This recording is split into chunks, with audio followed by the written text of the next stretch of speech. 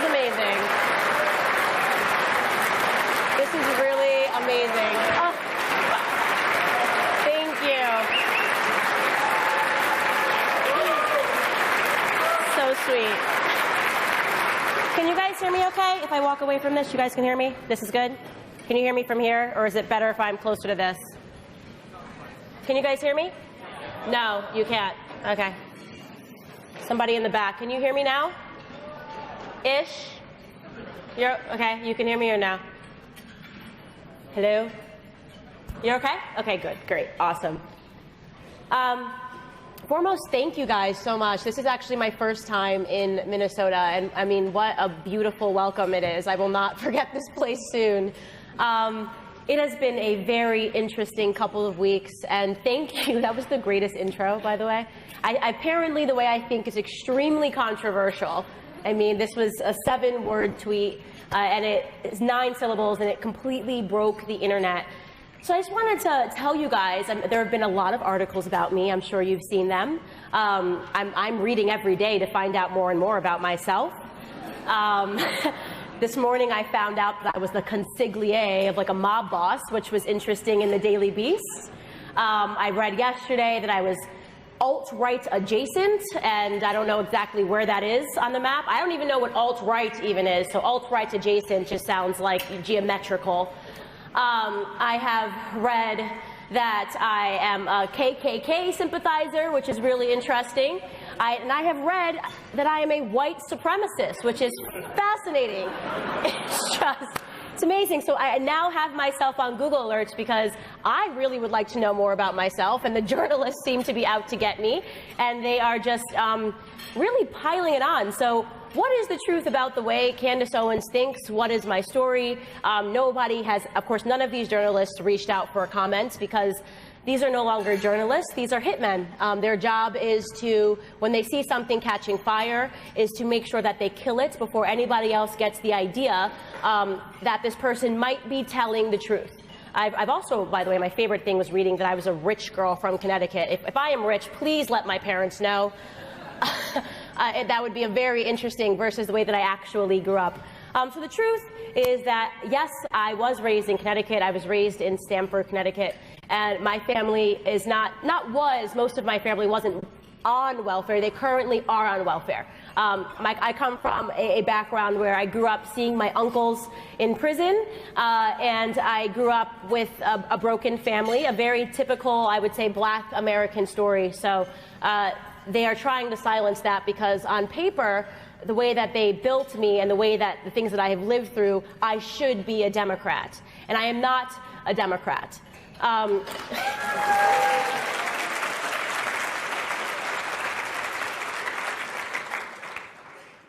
What I like to say about the Black community in general is that if you show me a Black person, I can show you someone that is a conservative and just doesn't know it.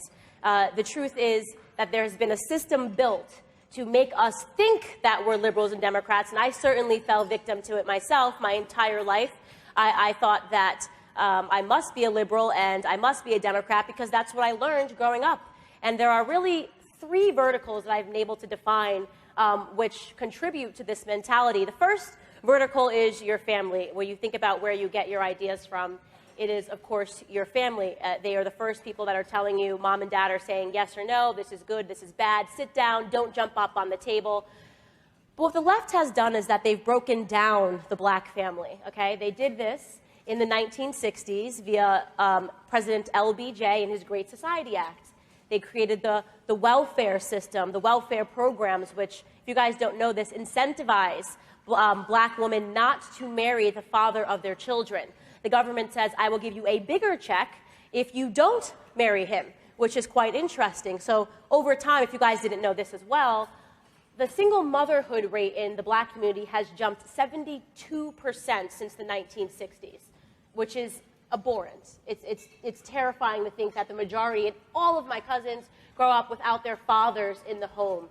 And if you want to disrupt an individual, the first thing that you have to do is disrupt that first vertical, which is family. The second vertical that I was able to identify was what happens when Black children are growing up without a family unit. What happens if you grow up and you don't have your mom and your dad in the house to tell you what's right and what's wrong. You start to look to culture and the media to tell you yes or no, what's right and what's wrong. And that is why every few years you see that leftists and Democrats put up Jay-Z and Beyonce at every election cycle. They're throwing concerts because they have understood that we begin to idolize these people. We begin to idolize the music, and we say, okay, well, if Beyonce says I'm with her, then of course I must be with her too. That is the thought process. The rappers and the singers become mom and dad, which is a huge problem and something that I understood had to be disrupted.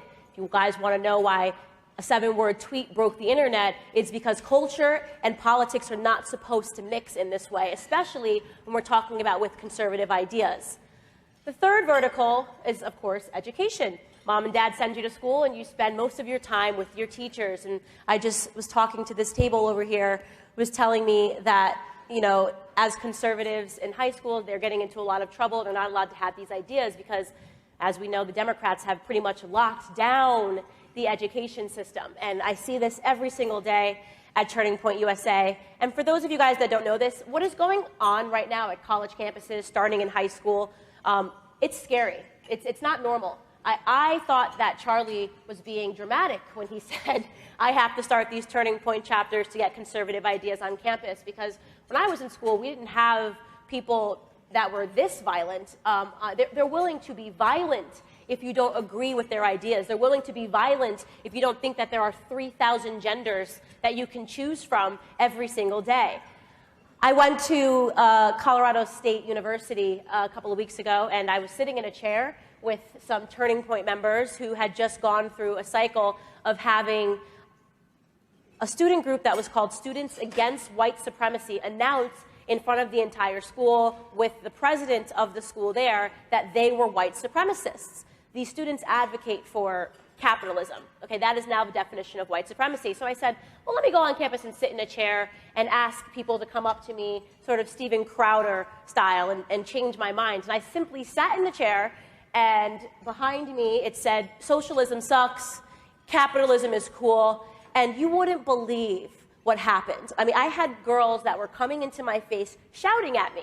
All white girls, by the way. They always have blue hair. I don't know what it is. But if you see a child with blue hair, you run the other way on campus, okay? If there's one thing I walk away with, blue and pink hair, and she comes and she screams at me and she says, you are a white supremacist. And I said, okay, what gave me away?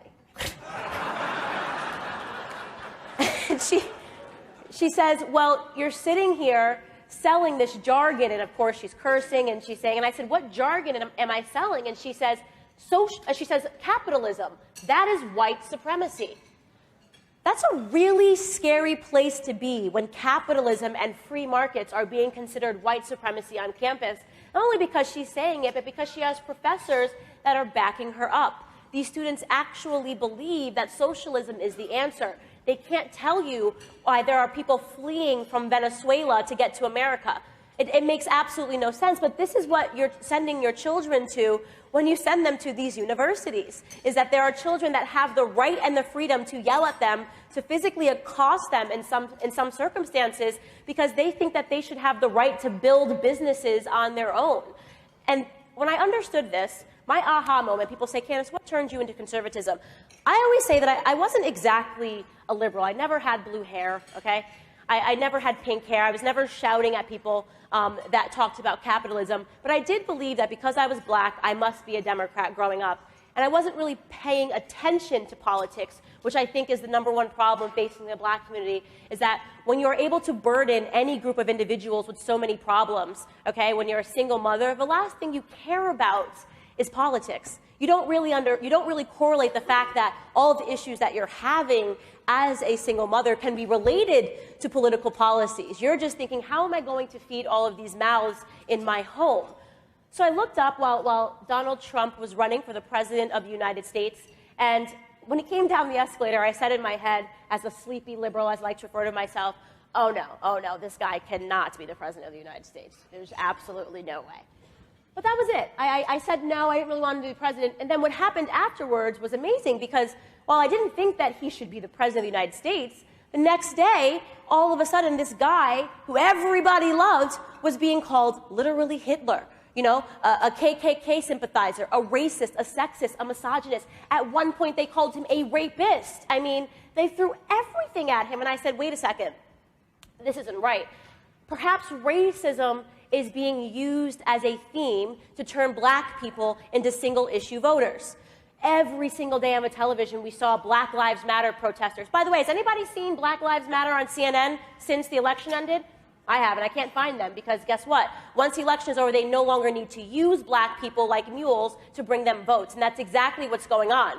So I said to myself, thank you. So I said to myself, the black community needs to understand this perspective. The black community needs to understand that nobody thinks that your lives matter. They think that your votes matter. Okay? So every 4 years and every midterm election cycle, we're going to see these race issues drummed up to make sure that you vote according to how they want you to vote. And then afterwards, of course, nobody wants to talk to you anymore. I say all the time, but if Black Lives Matter, then you're going to have to explain to me why people are okay with Planned Parenthood, which murders 800 black babies every single day.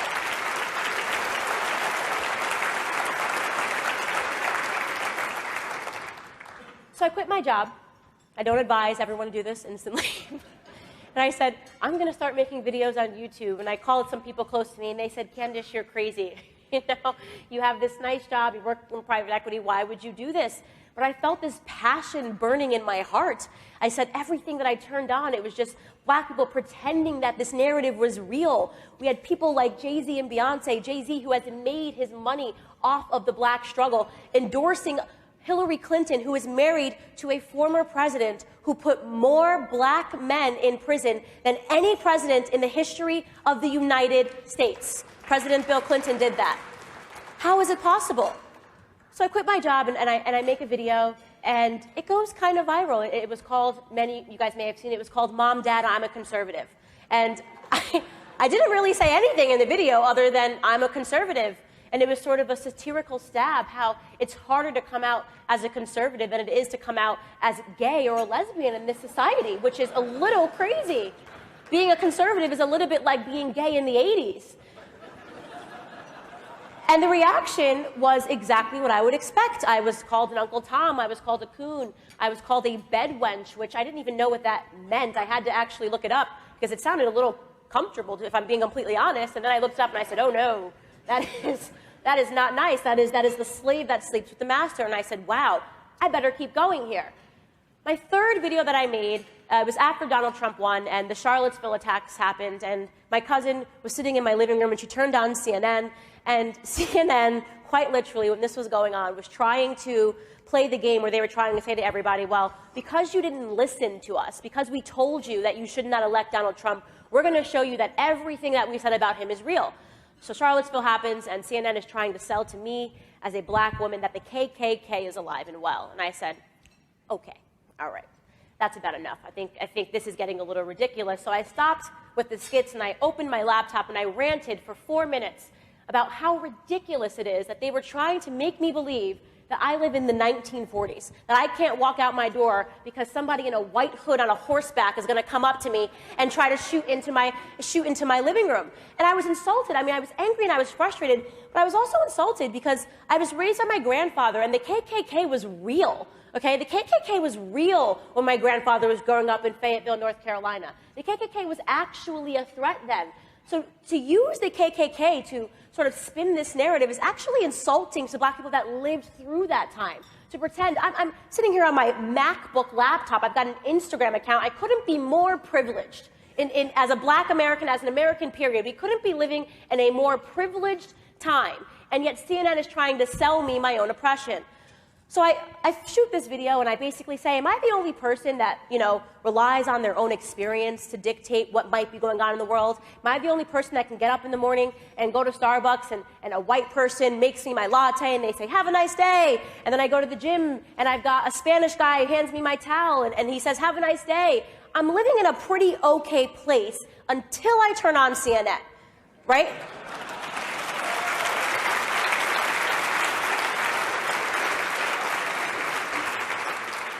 What happened next was really fascinating. So I turned off my laptop and I took a nap because naps are amazing and everyone should nap after they do anything. And the next thing I know, this video goes viral. And I'm not talking a little viral. I'm talking within 12 hours, it had 20 million views.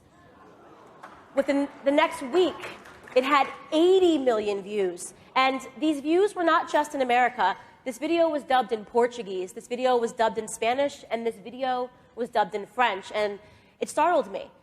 Because I understood that something was happening, and I thought that I was tapping at the doors of an American sentiment. I thought that I was realizing that all of us in America were being duped by our media. But you guys have to understand, this is a worldwide sentiment. People are starting to wake up and realize that something's just not right. The things that they are telling us, the media is no longer trying to tell us anything. They're trying to sell us something. And I said, oh my gosh, we might really have something here. And I would say that was really the turning point in my life.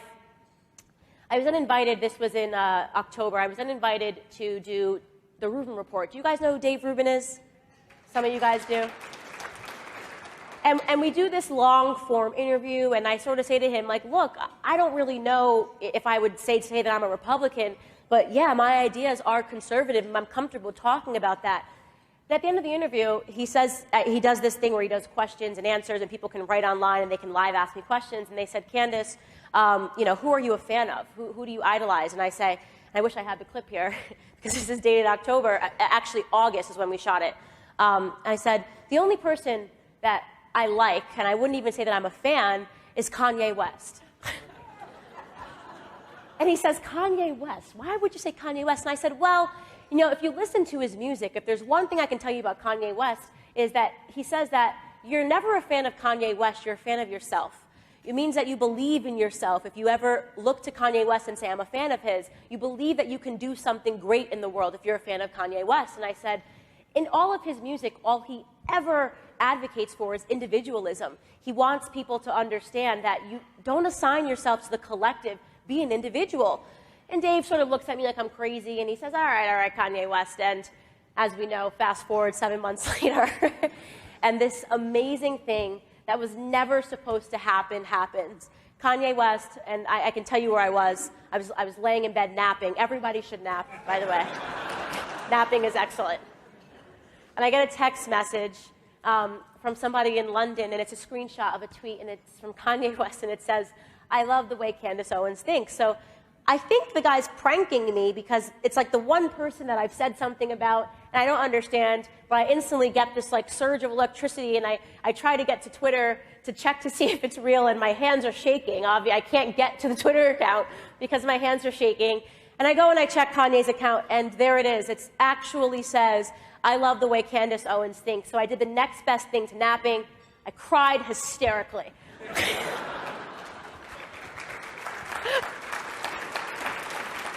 By the way, I never cry. I never, ever cry. And I just started crying hysterically because I think I immediately understood what was going to happen here. And I called Charlie Kirk, who you guys might know, obviously my boss, Turning Point USA, and I'm crying. And he's like, and he doesn't pick up. And I literally text him, you have to call me right now, Charlie. And he calls me back, and I start crying hysterically. And he thinks my entire family has been assassinated because I can't get out the words. And he's like, what's wrong? What's wrong? And I'm like, and he's like, what's going on? And I'm like, I can't get the words out. And I finally say to him, Kanye West just tweeted me. He goes on and he just goes, oh my God, something just happened here. I don't think people understand how significant this tweet is and why it's so important, and why conservatives and Republicans, we seem to have been losing in the past, is because the left has had a stranglehold on culture, okay? Kanye West is married to Kim Kardashian. You might not like Kim Kardashian, you might not believe in what she sells, but this is a woman that can go on the internet and say, I like this chapstick. And it's, It sells out in 3 minutes, okay? Literally. This woman has a tremendous amount of power, and it's not just her. She has this entire family of Kardashians, and the richest one is actually the youngest, Kylie Jenner, who literally sells lip kits. In a matter of minutes, she can make them sell out worldwide. The left understood this model. The left understood something that Andrew Breitbart said a long time ago, which was that politics is really downstream from culture. The person that controls culture really does control politics. And they never were meant, culture was never meant to look at conservative politics. They made sure that they had a stranglehold on that. So we understood what we had there, and then subsequently the internet broke. I had no idea it was going to be an international news story within a couple of hours. And then something else amazing happens, and he sends me an email, and he says that he would like to meet in person. And some of you guys were asking me what happened, and I haven't spoken about it at length, but what happened was really amazing. He is suddenly starting to understand that he's not allowed to be an individual in the world, that he can't be Kanye West. And that's the one thing, as I said, in his music that has been detailed that he has never been okay with. And he cares passionately. He always says, I got the feelings, but Candace got the facts. He doesn't exactly know, a lot about politics in the same way that I didn't know a lot about politics when I had this tremendous feeling that something had really gone amiss in the black community.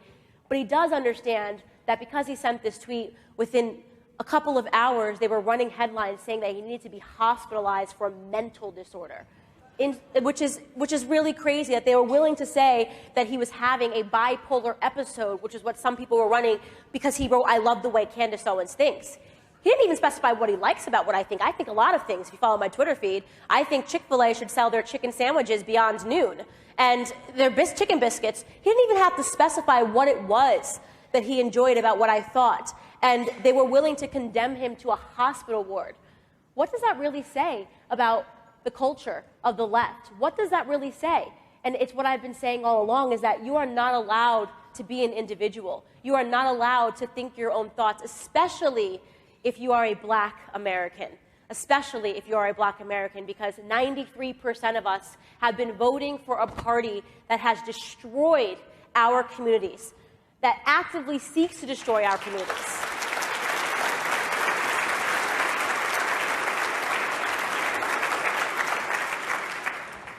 The opportunity that we have here, not just as black Americans, but as Americans, is something that I think we have never had in this country. We have an opportunity to unite, honestly. It sounds like it's left or right, it's Republican, it's Democrat, but at the end of the day, if we can start having these conversations, and if you're brave enough to go look into the comment sections of my Instagram posts, of my Facebook posts, is people are fighting, but they're also starting to think. They're starting to understand that they don't have to be a monolith. You don't have to think a certain way because you're a lesbian or because you're gay or because you're white with blonde hair or because you're black. You're allowed to actually think your own thoughts irregardless of any of that. And that's what people are starting to understand. They're starting to research the facts and to form their own opinions. So I say to people all the time, what I always wanted to do was launch an ideological civil war in the black community. I wanted people to fight. I wanted them to debate. I wanted them to say, I'm not a victim, because I'm not a victim. I've lived through a lot of things, so have, I'm sure, many people sitting here. Everybody lives through something. This is life. You got to toughen up.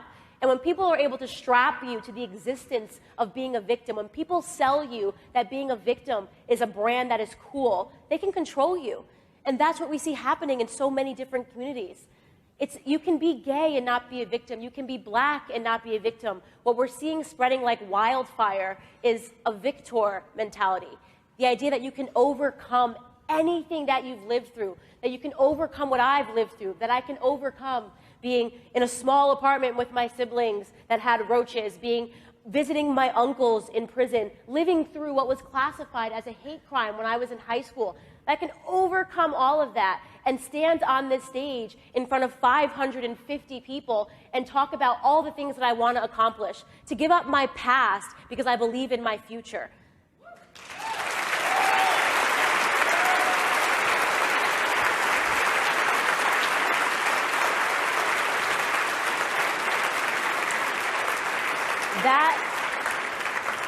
That is the American dream for people that forgot what that was about. That is the American dream. that you could come from a different country and speak a different language and have nothing but the clothes on your back, and you could become a billionaire. And that is something that we have given up to the government, that the government got bigger and the individual got smaller. That really is the dangerous thing that Candace Owens thinks, that it seems to have broken the internet. And I want to get to some questions, but thank you guys so much for having me.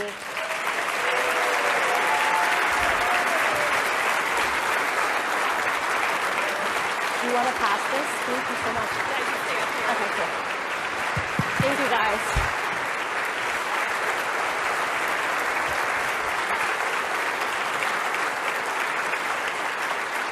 Thank you, Candace. We have time for a couple of questions, so please raise your hand, and Peter will bring a mic around for you to identify yourself, followed by your question.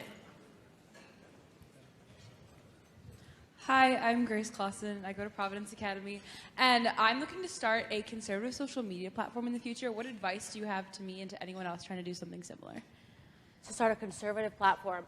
First and foremost, I would say be ready for the attacks, obviously. I mean, it's tremendously hard, and what we're trying to do now at Turning Point is to sort of, like I said, we're for unity. We're trying to sort of bridge the gap. We're actually starting to have conversations with people that would otherwise not agree with us, because it's an uphill battle for conservatives to do anything, but the best thing that you can do is make contacts, make strong contacts with other conservatives. There are people sitting in this room that can help you. I can guarantee you. Like, that was the first thing that I did when I started making YouTube videos is I shook every hand, I took every picture, and I took every card, because it takes one person that can change your life. But if you have the heart and you have the willingness to do it, you're going to make it. I mean, that's really what it comes down to, and that's incredible. I'm really happy that you're excited to do that. Get me involved. Who has the... Oh, hi. I didn't realize you already had... Gary Heyer. Hi. I just want you to know that I just live streamed this, and my account on Twitter was locked. Yeah, I know. So... Wow. There it is. That is insane. Wow. What was it locked for? What was just out of nowhere. So I'm wondering, just in terms of tribalism, because I think tribalism is probably the single largest cause of suffering that we have, that people are attached to what does my mom think, what does my dad think, what does society think, what do my coworkers think, and all that. Looking out at a predominantly white audience here, you know, I'm not speaking for all white people, but, you know, we have a sense of tribalism in our identity. And, you know, looking at it in us versus them, right, that is a complete illusion. And I'm just wondering what your thoughts on that and how you have circumvented this need for approval and that kind of thing, and how are you bringing the tribes together to be in the tribe of the living rather than, you know, identifying with right or left or whatnot, looking at justice and yeah. So there's two parts. So to be honest with you, I get this question all the time. One other thing, I just want to know what you think about QAnon as well, too. If you could add on that. I don't know. You could actually probably add more color on that than I can. I don't know too much about QAnon, but I always get tweets, and they've been super supportive. I don't know too much about them. But to answer your first question, I get this question all the time of like how I was able to sort of transcend tribalism. And I have to be honest, a little bit is the way I was born. I've always been this child, like the child that you just did not want to happen in terms of just everything was a fight with me. I was, you know, videos of me as a child. I don't know why my parents weren't just like, all right, bye. I was really hell-bent on maintaining my own sense of identity. I hated people telling me what to do without reason. I always had to have this like debate. So parents, usually with a 4-year-old, you can get away with like, you know, clean your room or else Santa's, you know, not going to come. Me, did not work. I was like impervious to Santa. I don't know, just like nothing worked. You know, and what I was always trying to hold on to was just like, ask me to clean my room, tell me why, you know, you want me to clean it, but don't trick me into cleaning my room. So I was definitely born with that, and I held on to that all through high school. It was a nightmare for my teachers. I have teachers now that say to me, like, it was definitely going to be you if it was going to be someone. Because it was the same thing, like, especially in school when I talk about indoctrination, the questions would read, like, and I was in AP classes. I was good at school, I just didn't care about school. But the questions would read, why did the United States have to drop the bomb in Hiroshima? And I would reply, like, you know, this is begging the question, this is a fallacy. Like, ask me if they had to drop the bomb in Hiroshima. Don't tell me they had to, and make me find the answer. So I just am programmed, I guess. I'm not able to be programmed in that regard. But in terms of people that are, or the people that fear the backlash from their coworkers and their friends, I think it starts with the tipping point.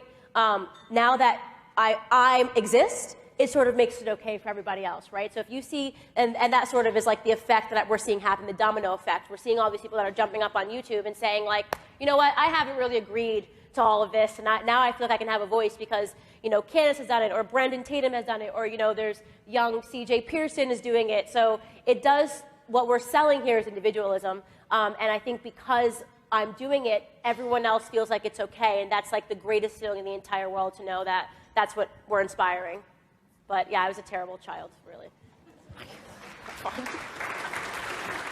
Hi, I'm Jennifer Soriord, and can you just give a couple like statements that I can give to my adult children who've run into the white bias, the shaming, the implicit bias, all these buzzwords that they got from liberal. Oh my God, the liberals and their label makers. Like, I don't even, like, I mean, like, I feel like they just run around and like label there are words I haven't even heard of. Like, it's like they have a new one every single day.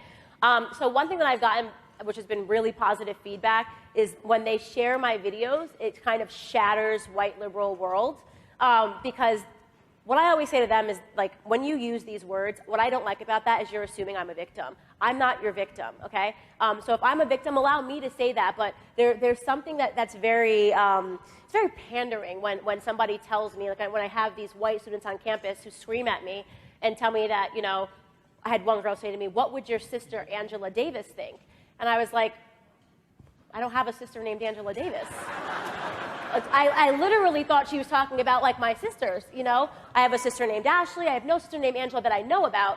And she was basically saying to me that because a black woman had come before me and had these ideas about me being a victim, I had to subscribe to it. And I took a second to tell her, this is the very definition of racism, the thing that you claim to be fighting, right? Is you assuming that because of my skin color, I'm a victim, or that I have to subscribe.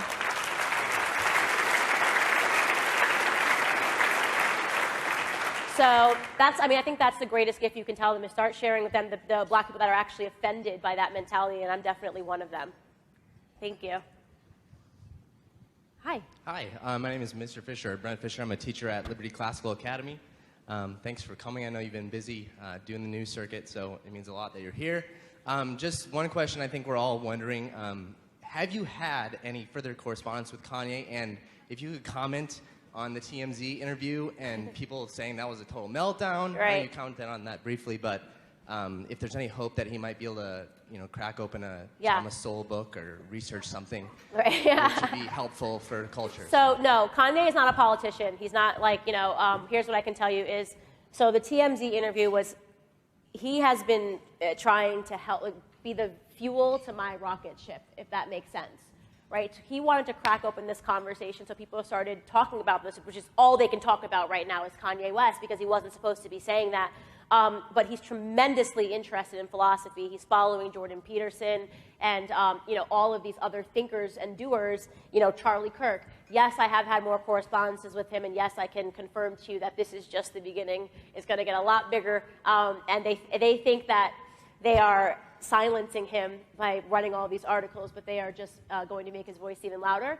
He 100% wants to, he doesn't want to be a politician, but he will have a great impact on politics, and you'll see all of that within the next month.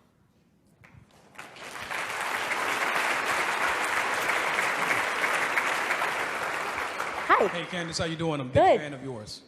Well, I'm a Christian YouTuber, conservative Christian YouTuber. I've been a conservative YouTuber for over 2 years. I was censored ever since they started censoring people.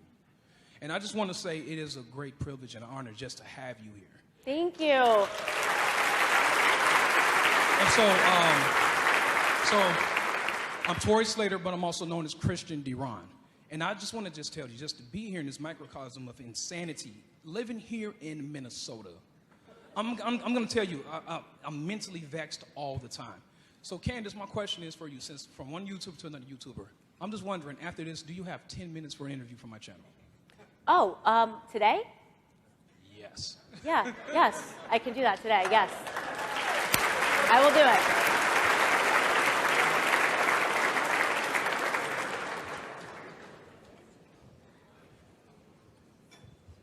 Oh, hello. Yes. Hi, I'm Regina Reed, Republican. Since the Nixon campaign, I worked on that. I had raised more money for Shirley Chisholm, and the Democrats call and asked me who was my donors, my contributors. At that time, you didn't need to if you collected less than $100. I told them I did not. And she called me back later that day and said, we're coming to your house and we're going to beat you until you give us your list. And I said, well, being a good Mississippi, cotton-picking, corn-fed, molasses-making black woman, you bring it in my garage. I have a double-blade axe. I said, a pitchfork and a single-blade axe and a crowbar. I'll be sitting on my steps waiting for you. And I'm going to chop you down in the ground till I get tired, get down, sit down, rest, get up and beat you some more. So bring it, hung up the phone.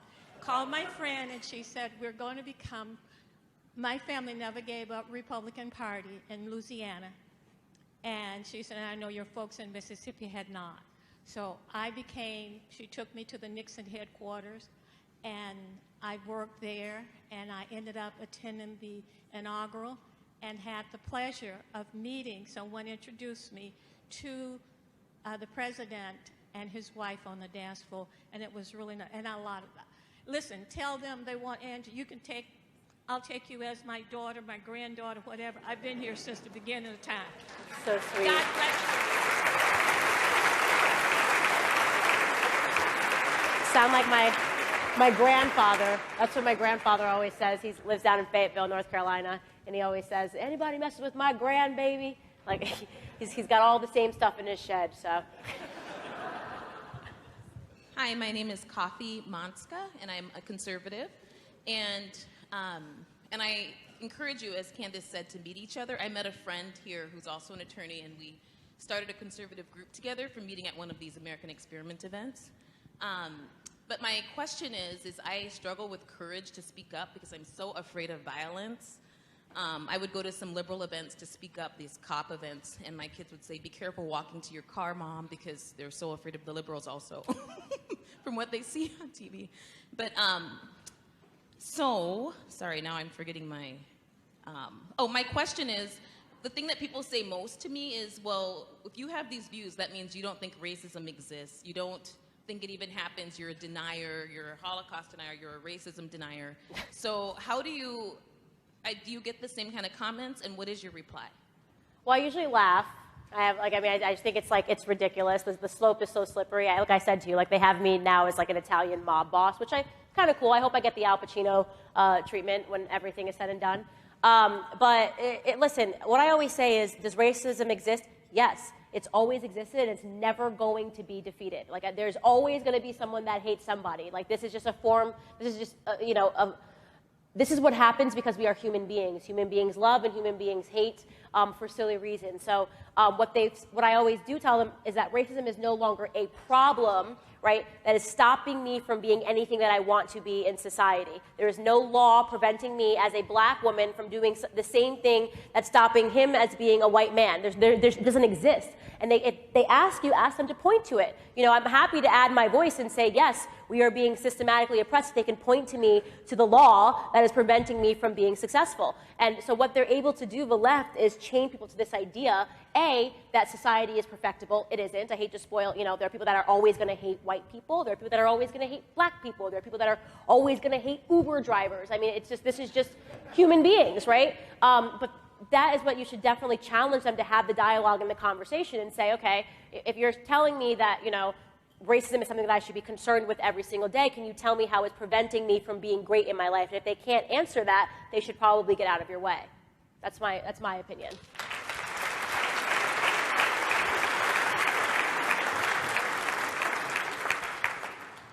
My name is Claire Christensen. I'm a senior at Providence Academy.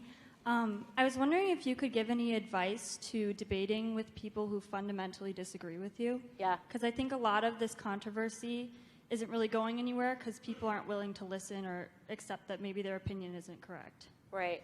So debating is, I'm going to say two things. First thing is that I realize that it is very hard because some people don't want to debate because they know that they have no logics behind their emotions. So a lot of times when we descend on these campuses, we'll literally get like a group of protesters, like the Black Lives Matter video that went viral, and people were like, oh, you know, I shut them down and was like, you know, kind of rude. What people don't see is that they were literally screaming the entire time, just saying like, F the police, talking over us. And when we said, everybody, you're welcome to come up with us and debate us, like we actually, if you disagree with us, come to the front of the line and we'll hand you a microphone so we can have this. They didn't do it. They literally wanted to sit there so they could just scream and shout and be emotional. So it's hard to debate, I think, because a lot of them understand that when pressed to do that, they're incapable of it because it's all emotions and very little fact or logic.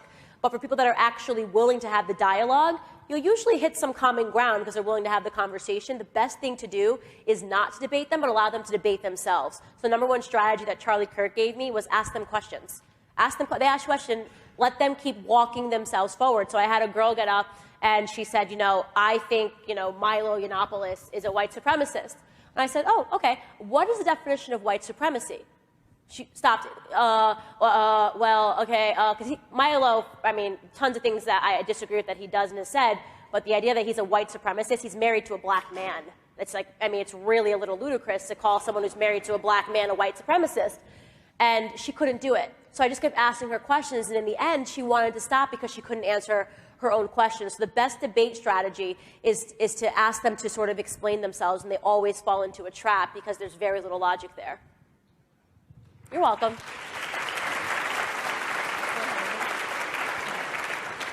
Hi, Candace. My name is Anna Doval, and this year we have all dealt with the liberal indoctrination in public schools. I go to high school at Edina, and I don't know what that is, but sounds scary. We have some reaction. We've been told to apologize for being conservative by teachers. I've been locked out of classrooms. There's a lot more, but I was just wondering how do we stand up to this? Because in the end, they are adults, and we are taught, I know I was raised to listen to adults, so. Right, so not those kind, trust me. So what you need to do is you need to make them famous, okay? You have a lot of power in your hand. You live in a generation where you have a smartphone, where anybody that's doing something like that can be on the internet tomorrow. We had a girl do that recently. I think she was in Georgia when the textbook was already recreating the history of how Donald Trump came into office. And they wrote that it was because of racism in the country, and she stood up. I think her mother, she recorded what the teacher was saying in class, and it went viral. What you have to understand is this is bubbling at the surface. This is not a time where they can get away with that, okay? You put that on the internet, I can guarantee you write that in an email to what we do at Turning Point USA with our professor and teacher watch list is exactly that. We're not going to say what should be done to the teacher, but we are happy to make those teachers famous if they believe that that's what they should be telling students.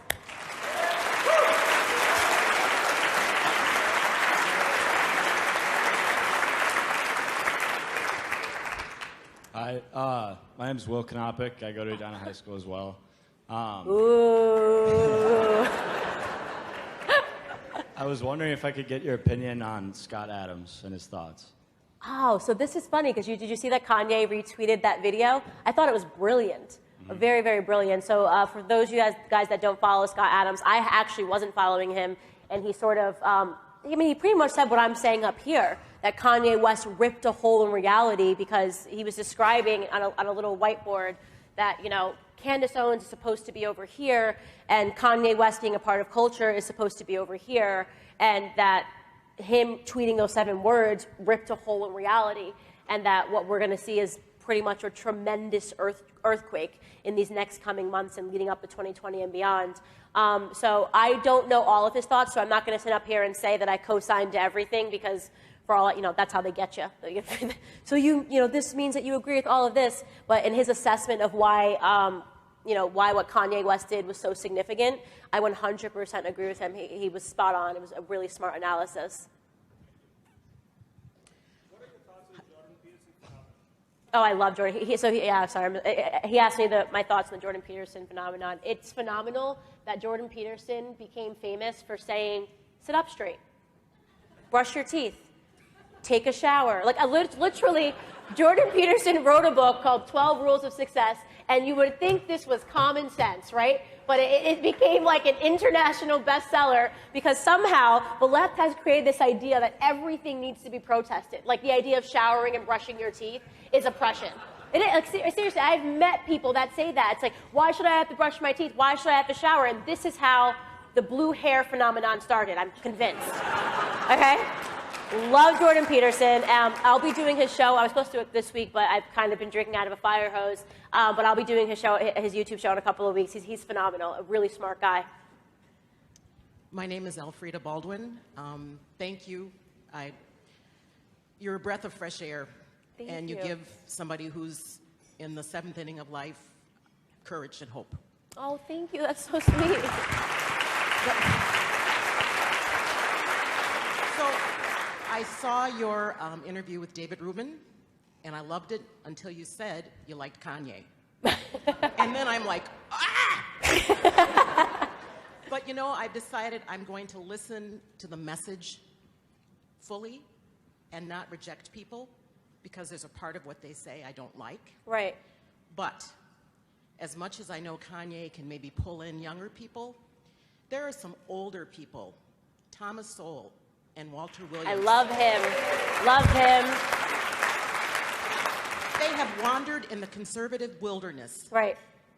For pretty much all their lives. Yep. They are phenomenal. They are phenomenal. I was reading Thomas Sowell's book on the way in here. So the new one? Yeah. Well, it was just gifted to me. He did an interview, and I listened to him read like one of the last passages in that book, and it was just so, it was wonderful. So if there's a way to get those older folks' voices out there as well. So here's what I'll say, and I get this question all the time because I read books. I like to read books, and Thomas Sowell, Larry Elder, they've sort of written it all and have been dismissed, called Uncle Toms and Coons, and they have amazing accomplishments in their life. Think about Condoleezza Rice. She's the first black person, forget black woman, to get into Augusta. It's like unheard of, the things that she's accomplished, and she's completely dismissed. But so here's what I'll say. People always ask me, like, you know, why don't I talk about, do interviews with them. They've been dismissed because we're in a different time right now. So when I started making my videos, everyone was like, it's not going to get done. I had black Republicans that were speaking out against me, like, oh, this isn't going to work, blah, blah, blah, because they were sort of bitter that they hadn't been able to be effective.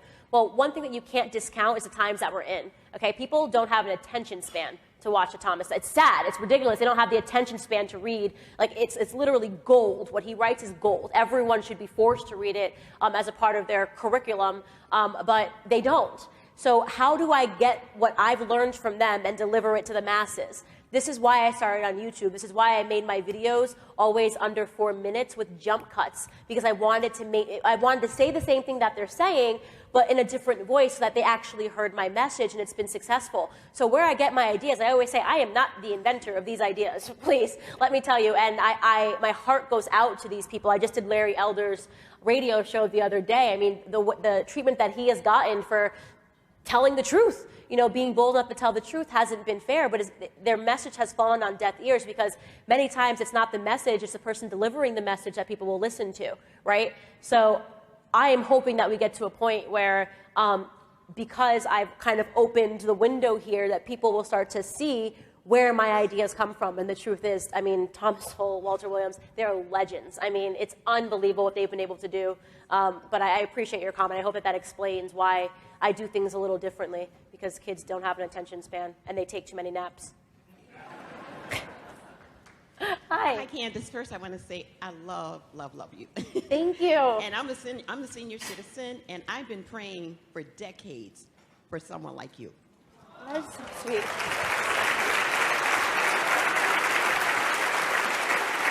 Thank you. But one thing I want to say is that in this room right now, there's not many black faces, and the majority of them that are here probably are conservative. And so I don't want us to leave today and not see each other again. So I think while we're here, we need to connect. We need to connect. Do not leave this room unless we connect. because I'm very outspoken. I'm not afraid. I've had people that don't even know me attack me, and I attack back. So I am not afraid. I'm not mean-spirited or anything like that, and I try to use facts. I don't work on emotion. I work on facts. Exactly. So all the black people that are here, I'm over here at table. Come on over. I love it. We're not excluding anybody, but Yeah. you know what I'm saying?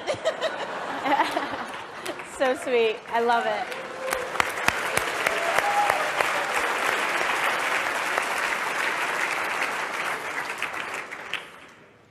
Candace, I think we have time for one more question here, so after you can incorporate any closing thoughts you have also. Absolutely. Hi, I'm Drew Harris. I'm in 11th grade at Liberty Classical Academy. So a while ago, there was a controversy with Starbucks arresting 2 black men in a building, and I was wondering, so the manager came out and apologized for the arrest, and I was wondering if you were that manager, what would you have done? I wouldn't have apologized. I mean, if you can already tell how I am, I wouldn't have apologized. I think right is right and wrong is wrong. And the last I checked, Starbucks is not a homeless shelter. Last I checked. So, and this is, it's sad that we're getting to this point where corporations and businesses are backing down because of nonsense, because they're scared of what, the liberal outrage machine. This person was asked kindly to leave several times, didn't leave, didn't buy anything. Even when I have to, listen, we've all been there before. Like, you have to use the bathroom, you run into, I always buy something stupid. Like, I'm like, oh, I'll have a juice box, just so I can have, use their bathroom, because there's an etiquette to that. These people don't open businesses to have homeless people say, I'm just going to sit here and squat for hours and do nothing, or I'm going to, go change in the bathroom. And how slippery is that slope? Once they make an apology like that, if I was a homeless person right now, I would be posted up in Starbucks all day. I mean, and so it's going to take not just, and I'm so happy that you're in high school, by the way. Can we have a round of applause for all the high school students that are in here? That is amazing.